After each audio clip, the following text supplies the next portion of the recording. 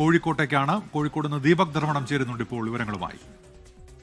ദീപക്, കോഴിക്കോട് നമുക്കറിയാം ഇപ്പോൾ പലതരത്തിലുള്ള നാടകങ്ങളൊക്കെ കണ്ടതാണ്. പ്രത്യേകിച്ച് UDF-നെ സംബന്ധിച്ച് സ്ഥാനാർത്ഥി നിർണയത്തിലൊക്കെ സംഭവിച്ച പാളിച്ചകളൊക്കെ അന്ന് വലിയ വാർത്തയായി മാറിയതാണ്. ഏതായാലും കോഴിക്കോട് ഇപ്പോൾ നമുക്കറിയാവുന്നതുപോലെ കോർപ്പറേഷൻ അത് നിലനിർത്താൻ കഴിയുമെന്ന് LDF പ്രതീക്ഷിക്കുന്നുണ്ട്. പൊതുവെ എന്താണ് അവിടുത്തെ മുന്നണികളുടെയൊക്കെ പ്രതീക്ഷകൾ? UDF-ന് കുറച്ചുകൂടി അവർക്ക് സ്വാധീനം ലഭിക്കും, അല്ലെങ്കിൽ മേൽക്കൈ ഉണ്ടാക്കാൻ കഴിയുമെന്നൊക്കെ അവരും പ്രതീക്ഷിക്കുന്നുണ്ട്. ഏതായാലും പലതരത്തിലുള്ള വിഷയങ്ങൾ ചർച്ചയായൊരു തെരഞ്ഞെടുപ്പ് കാലം കൂടിയാണ്. നിയമസഭാ തെരഞ്ഞെടുപ്പിന്റെ സെമി ഫൈനലാണ്. ഏറ്റവും പ്രധാനപ്പെട്ട രാഷ്ട്രീയ വിഷയങ്ങൾ ഉയർന്നു വന്ന കാലയളവാണ്. നമ്മൾ ഇതുവരെ കാണാത്ത തരത്തിലേക്കുള്ള ചില വിഷയങ്ങൾ കൂടി പ്രചാരണ കാലയളവിൽ ഉണ്ടായിരുന്നപ്പോൾ അതൊക്കെ എത്രത്തോളം അടിത്തട്ടിലേക്ക് ഇറങ്ങി ജനങ്ങളെ അതൊക്കെ സ്വാധീനിച്ചിട്ടുണ്ടോ അത്തരം വിഷയങ്ങൾ എന്നുള്ള ചോദ്യമുണ്ട്. അതിനൊക്കെയുള്ള ഉത്തരമാണ് ഏതാനും മണിക്കൂർ കഴിയുമ്പോൾ നമുക്ക് ലഭിക്കാൻ പോകുന്നത്. കോഴിക്കോട്ട് നിന്നുള്ള വിവരങ്ങൾ ദീപക് എവിടെയാണ് ഉള്ളത് ഇപ്പോൾ? Anuja, doctor Unmesh, good morning. ഞാനിപ്പോൾ ഉള്ളത് നടക്കാവ് സ്കൂളിലാണ്. നടക്കാവ് സ്കൂളിൽ കോഴിക്കോട് കോർപ്പറേഷൻ്റെ വോട്ടാണ് എണ്ണുന്നത്. ഇതിൽ ഏറ്റവും പ്രധാനപ്പെട്ട കാര്യം, കോഴിക്കോട് കോർപ്പറേഷനിലാണ് തിരഞ്ഞെടുപ്പെങ്കിലും അന്തർദേശീയ വിഷയങ്ങൾ മുതൽ പ്രാദേശിക വിഷയങ്ങൾ വരെ ചർച്ച ചെയ്യപ്പെട്ടു എന്നുള്ളതാണ് ഏറ്റവും പ്രധാനപ്പെട്ട കാര്യം. നമുക്കിത് തെരഞ്ഞെടുപ്പ് ഉദ്യോഗസ്ഥർ ഇങ്ങനെ സജ്ജരായി ഇരിക്കുന്നുണ്ട്. ഇവരെ ബൂത്ത് ഏജന്റുമാരുടെ കാര്യങ്ങളൊക്കെ എവിടം വരെയായി? എല്ലാവർക്കും രജിസ്ട്രേഷൻ പൂർത്തിയായി. അവരുടെ ഫോണുകളൊക്കെ നമ്മൾ സൂക്ഷിച്ച് സ്ട്രോങ് റൂം തുറക്കാനുള്ള കാര്യങ്ങൾ ചെയ്തുകൊണ്ടിരിക്കുകയാണ്. സ്ട്രോങ് റൂം കൃത്യം എത്ര മണിക്ക് തുറക്കും? 6 മണിക്ക് ശേഷം തുറക്കാം. 6:30.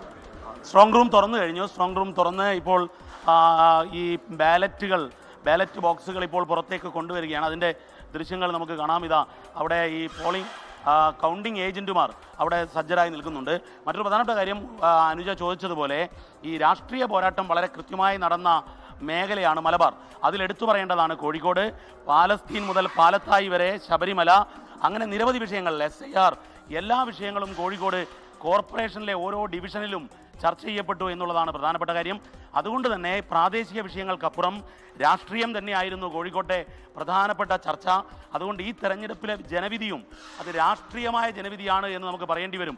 കാരണം ഈ പ്രാദേശിക പ്രശ്നങ്ങളെക്കാൾ അപ്പുറത്തേക്ക് സംസ്ഥാന രാഷ്ട്രീയം, അതുപോലെ തന്നെ ശബരിമല, SIR, അങ്ങനെയുള്ള നിരവധി വിഷയങ്ങൾ കൂടി ചർച്ച ചെയ്യപ്പെട്ട ഒരു തെരഞ്ഞെടുപ്പായതുകൊണ്ട് ഈ ജനവിധി പരിശോധിക്കുമ്പോൾ അതൊരു രാഷ്ട്രീയ പോരാട്ടത്തിൻ്റെ ജനവിധി തന്നെയാണ്.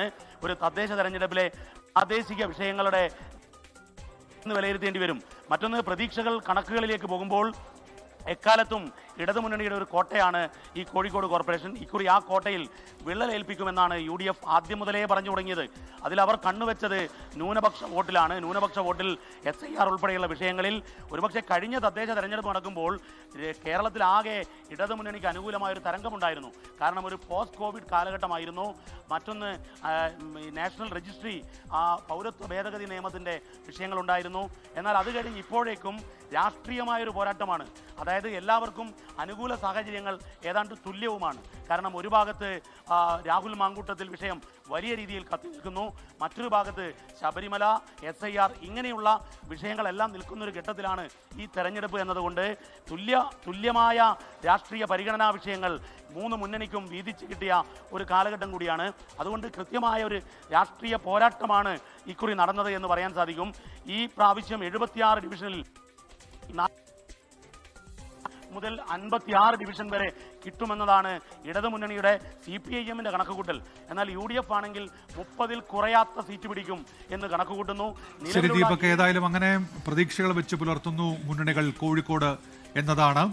നാളുകളായി LDF വെച്ച് പുലർത്തുന്ന ആധിപത്യമുണ്ട് കോഴിക്കോട് കോർപ്പറേഷനിൽ. അതിനൊക്കെ ഇത്തവണ മാറ്റമുണ്ടാകുമോ എന്നുള്ളത് പ്രധാനപ്പെട്ടതാണ് രാഷ്ട്രീയമായി തന്നെ. അപ്പോൾ ഇനി നമ്മൾ അതെ, കൃത്യം 1.5 മണിക്കൂർ മാത്രമാണ് ഇനി ബാക്കിയുള്ളത്. ജനവിധി അറിയാൻ വീണ്ടും ഒരു അരമണിക്കൂർ കഴിയുമ്പോഴേക്കും, അതായത് 8:30 തന്നെ ആദ്യ ഫല സൂചനകൾ വ്യക്തമാകും.